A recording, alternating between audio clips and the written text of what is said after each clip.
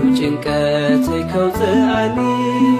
ኣዒንትኻ ጥምታኒ ብምሕረትካ መመሊስካ ረዲእኻኒ ደጋጊምካ